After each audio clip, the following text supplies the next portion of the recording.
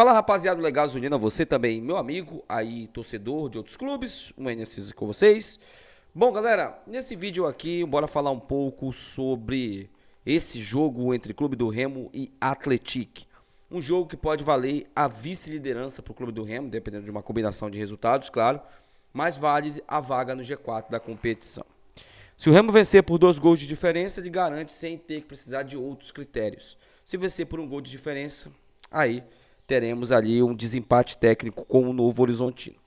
Mas sabemos que não vai ser um jogo fácil, né? Sabemos que o time do Atlético é um time encardido, é um time enjoado e é um time que não vem para o Pará para brincar. Apesar do Atlético ter 5 desfalques para esse jogo, por cartões, é um time que merece respeito e é perigoso. Vocês lembram? A Mucura ela engatou uma sequência. Vocês lembram qual foi o time que quebrou essa sequência da Mucura? O Atlético. O Atlético foi o time que jogou bem contra o time do Claudinei e evidenciou que aquele momento ali era só um momento, né? Dentro da Curuzu, inclusive, mostrando ali um ímpeto muito grande no primeiro tempo, conseguiu abrir o placar, né? Depois sofreu um empate ainda no primeiro tempo, mas foi um time que teve muitas oportunidades naquele dia. Portanto, não devemos menosprezar o Atlético, mesmo que esse time venha com 5 desfalques do time titular. Mas também não podemos mostrar e evidenciar a responsabilidade do clube do Remo, né? Responsabilidade do Remo de vencer esse jogo, ela é única, tá? Ela é única e ela tem que acontecer. Eu não posso aqui dizer, é normal empatar com o Atlético em casa, não é. É normal perder para o Atlético em casa, não é? O Atlético é um time que está embaixo da tabela, brigando desde o início do campeonato para se manter. Então o clube do Remo tem mais que a obrigação de subir. De subir não, de subir, claro, né? Mas de vencer o jogo hoje. Por quê? Porque um time que quer subir, que quer conquistar o acesso, não pode perder pontos dentro de casa para um time que está brigando para não cair, pô. Se fosse fora de casa, tudo bem. Mas dentro de casa, não. E houve toda uma mística, né? Toda uma evidenciação da diretoria para que mudasse o jogo do Mangueirão para o Bainão, justamente pela força do Remo, que eles entendem que o Remo tem no Bainão. Então, precisamos que isso seja mostrado hoje. Mas vamos aqui para os jogadores que estão suspensos do Atlético. É o Douglas Silva, o lateral direito. O lateral esquerdo, o Yuri Silva. Esse Yuri é bem peculiar, né? O Remo tentou contratar ele no início da temporada, mas ele não quis, ele quis permanecer no Atlético. O volante Fabrício Isidoro e os atacantes o Wellington Torrão e Alessio Cruz. Esse Wellington Torrão é muito bom de bola, tá? É uma ausência sentida no time do Atlético. Ele deu muito trabalho pro Goiás nesse jogo agora que teve aí, né, na última rodada do Atlético. Então ele vai fazer uma falta.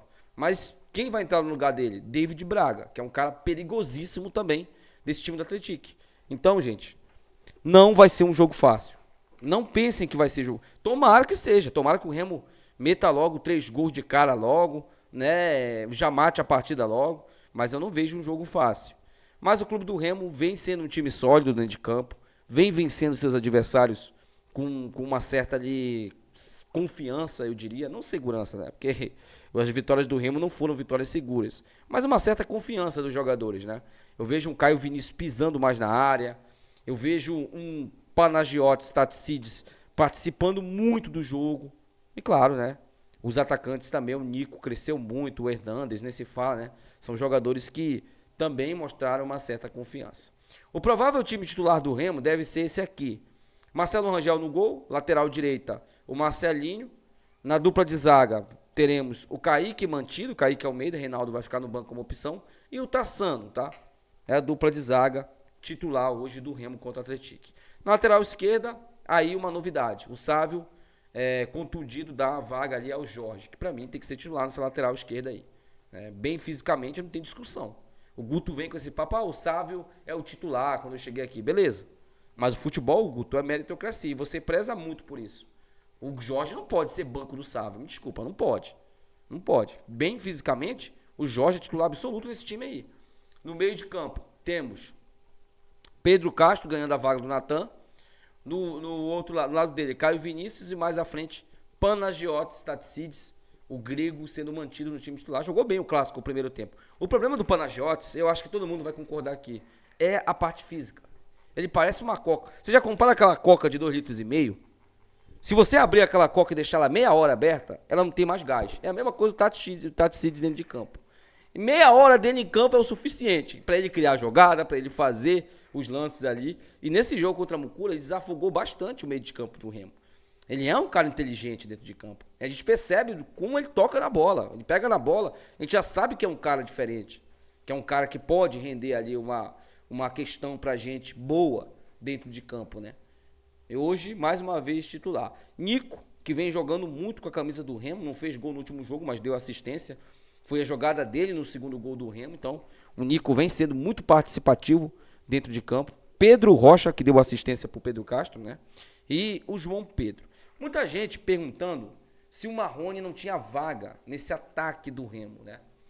Tendo em vista as últimas partidas do João Pedro, eu também fiquei me perguntando sobre isso.